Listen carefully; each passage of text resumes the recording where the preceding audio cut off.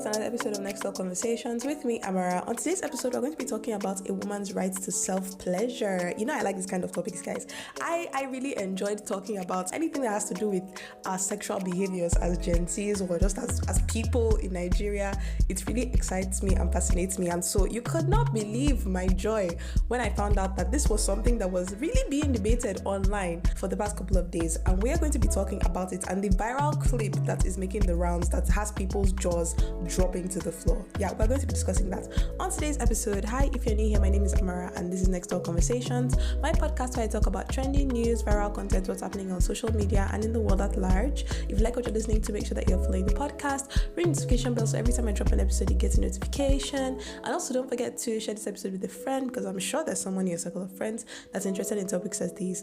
And don't forget to give this podcast a 5-star rating. This is a 5-star podcast, so please give me 5 stars. And without too much yapping, let's get straight into today's episode.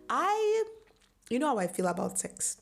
I'm a very liberal, progressive person when it comes to sex. Not crazy liberal, okay? Let me just put that out there, okay? I have mentioned many times that I have boundaries. There are things that I cannot accept, but there are also a lot of things that I am very warm to, I'm very open to, I'm very vocal about my desire for us as individuals, especially as Nigerian individuals that are brought up in this hyper-religious, hyper-conservative society, to be more open about sex and our sexual wants and our desires and things like that, So I was very pleased to find that there was a clip making the rounds on social media, going viral, being posted by all the blogs, of a 53-year-old auntie. That lady does not look a day over 35. Auntie, you do not look a day over 35. Maybe it's a testament to the fact that you also have quite an open heart towards sexual things. Okay, maybe I am reaching, but yeah, I maybe that's it. Maybe a lot of orgasms is good skincare.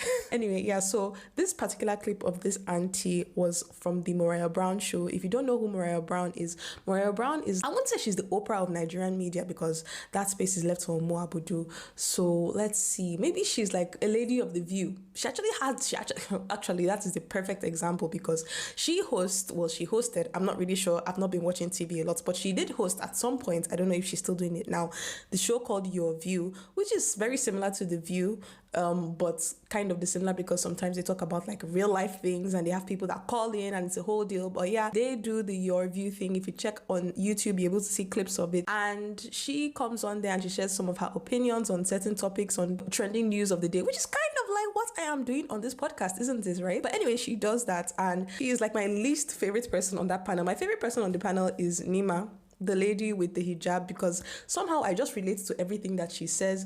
Morayo Brown is very, I wouldn't say she's a prude, but there's just something about her spirits that does not gel with me, especially the fact that she is very chummy with the APC people. She is just rubbing shoulders, granted, because she's on a network that is literally Tinubu's network, guys. I just hate how chummy she is with the APC and the Tinubu and the thing, and how she was just singing his praise that period when he was running for election. But that's just me. I also hate the fact that she was very skeptical of Obi. That's another thing. She was very gracious with Tinubu, given all the scandals that was coming out about that man. But that's by the side, okay? There are other reasons why other people do not like Morayo Brown, how she interviews, how she's always always trying to get dirt. She's like the tabloids, but worse, because she's saying the shit to your face and it's just in a very combative, aggressive way, and that's just not what I know about. Guys, I am getting off topic. Let's come back, okay? 53-year-old auntie on Morayo Brown show, talking about how she feels about self-pleasure. She was talking about how she's divorced, but she's not celibate because body no be firewood. She even talked about the importance of getting sexual satisfaction as stress relief. And I could say a whole bunch of things, talk about, what she said, but I'd rather give her the space to use her own words. So here's a clip of what she said and the whole situation that ensued. I think I'm going to ask a question. I'm actually going to tell you something. I'm 53 and divorced. And I said it on our show one of the days that it doesn't mean I've been celibate because nobody killed Jesus and I must be serviced because Conjina bastard, right? So it's a money show. I'm using Conjina, you get it. But the point is that, like you said, if you don't get touched sexually, that's why we have a lot of lady bosses that are always cranky. Yeah. When they're nasty, we say it all the time, this one ain't getting none. Because if she was, she would not release. Absolutely. So the stress would not be packed up. Okay. You get it. And also, when they talk about religion and they say, oh, masturbation is not good and all that, there are other things that are not good that we do. Absolutely. If I don't have a sexual partner and I have bullets and I have vibrator, I will use them because it helps me release and reduces my risk of cancer. Because when you tight things to chest, it starts building up in you. So I recommend touching yourself. Hey, please. Thank And then yourself into it. Thank you. You see, that's going with family members. Sorry. Anyhow, please, take it easy. It's a live show. So as you can tell from the clip, a lot was said, a lot that if you have been listening to this podcast for the past 2 years, I would agree with. But as you can also listen, you can find that Morayo Brown was not too happy with what the auntie was saying, which really rubbed me up the wrong way. Like the judgment and the sanctimony, why? Okay, Morayo Brown, sure, she may not, I don't know if she's in her 50s yet, but definitely she's a woman of age. She's not a young woman. So I don't know why she was just forming some sort of naivete or trying to make it seem like what the woman was saying wasn't truth or fact or based in reality. The fact is that you do need sexual satisfaction. And watching Morayo Brown's response, it was kind of the perfect example of how we as society respond to topics on sex and talks about sexual satisfaction. The truth is that we're all having sex. Okay, we are all having sex. So why are we pretending we are not having sex? At least the ones that are older, I am sure that the majority of us are somewhat engaged in some form of sexual activity, whether we're having sex on our own or with toys or with people or, I don't know which other way you can do it. We are doing it. But somehow in society, we're playing this game where all of us are just people without genitals. We navigate through life like we are people without genitals and hormones and feelings and wants and desires. And I really hate that for us because we would be a much better society if we were open about sex, if we were more open about the fact that people are having sex and that sex is a normal thing. It's important that people view sex in a healthy and normal way and that people figure out how to have a healthy relationship with sex. And we do not get there by hiding or pretending that sex does not exist or that people are not engaging in self-pleasuring. I mean, you won't really understand the problem that is on our hands until you have done the internal work to figure out your relationship with sex and the kind of relationship that society sets you up to have with sex, all the rules and the ethics that we have on sex. And I'll just say it here, I was not like this, guys. There was a version of me growing up. I used to believe that sex was something that you could give. Like that you give people sex. I used to feel like I was losing something by engaging in sex. I used to feel guilt, like immense guilt for having desire for someone of the opposite sex, like having desire for that activity. And I can just remember as a child literally going down on my knees and praying to God, please take away this desire that I have to want to be with another person. Like, God, take away the desire in me to want to have sex. Isn't that insane? Isn't that insane that society actually sets up young people and even people well into their 20s, guys, with this kind of mindset? If you are an individual and you have lived your whole life on earth, like 2 decades or a decade and some, and you do not have the desire to have sex or you do not feel some sort of attraction, sexual attraction to another individual, you need to go to a hospital. You need to go and see a doctor.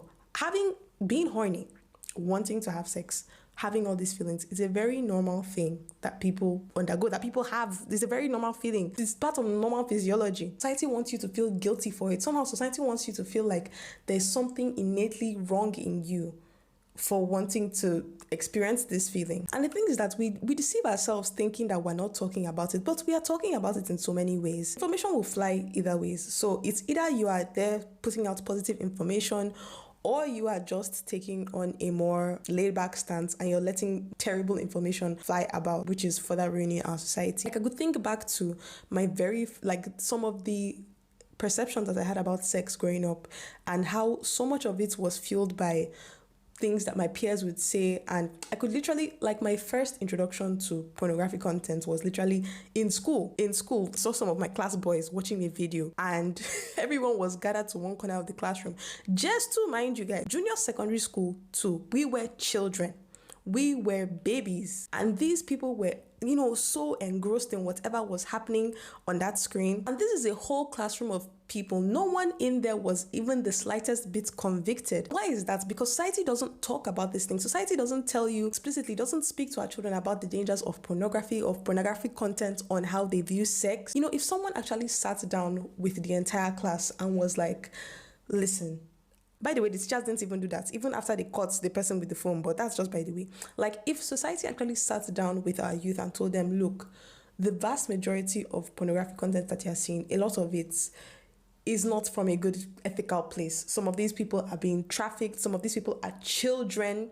And a lot of what is depicted on there is absolute nonsense. Like, you are seeing instances of people getting choked and slapped and spat on, and they are depicting really deranged things like incest and really crazy things. It fucks up your psyche. And as a young child, that is the last thing you want to be engrossed in. You do not want to be a part of the chain that is making this continue to be. Like, if people were more active speaking to young children and young people about sex and being open about sex and the effects of, and actually, do you know, if I was a principal, like if I was someone, I would actually want to engage students far more than just giving them a lecture. I would be like, I want you guys to write on this.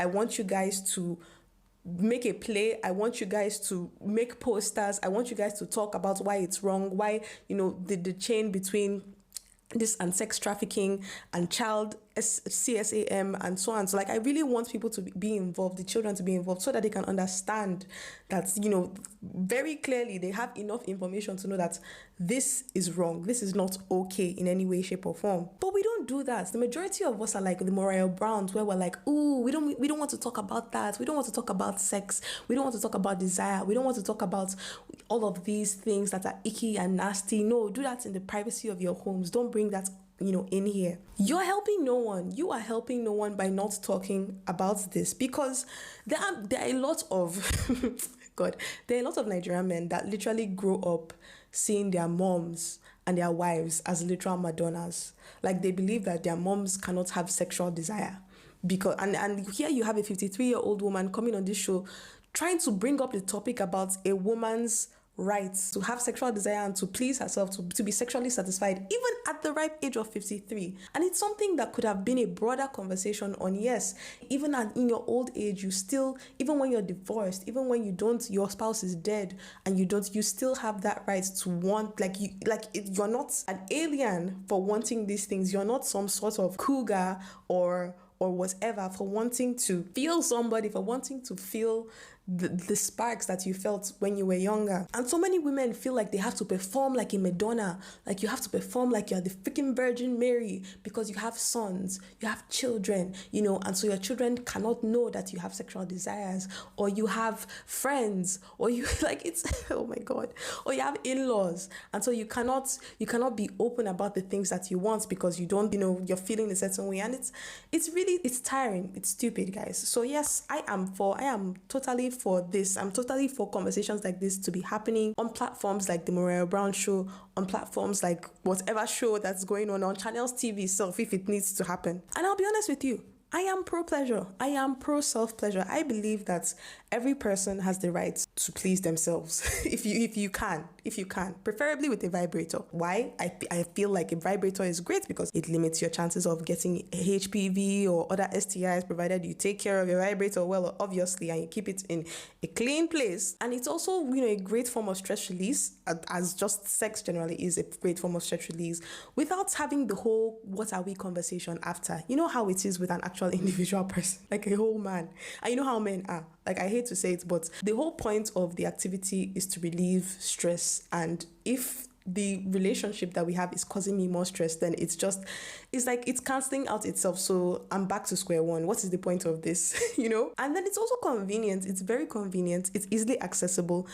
And your vibrator will never walk away from you. So that is why I believe all grown women above the age of 21 should purchase a vibrator. If you can, unless you are like me and you're an upcoming Catholic and you feel that maybe it's about time you discover yourself, you do a little bit of celibacy and try to figure out what the hell it is you are doing with yourself on this earth. If you're like me, and you're doing that, that's great. But generally, if you are not someone who is on some sort of religious journey, if you're a young woman and sincerely you would like to explore, I think this is the best way to go. Yeah, that's just my own opinion. Maybe some people might not agree with me, maybe the church might come for my head, but that's what I think about this topic. And yeah, you let me know your thoughts as always on social media at Amara Next Door, #NextDoorPod. Let me know what you think about a woman's right to self-pleasure, if a woman has a right to self-pleasure. And I will see you in the next episode. Bye.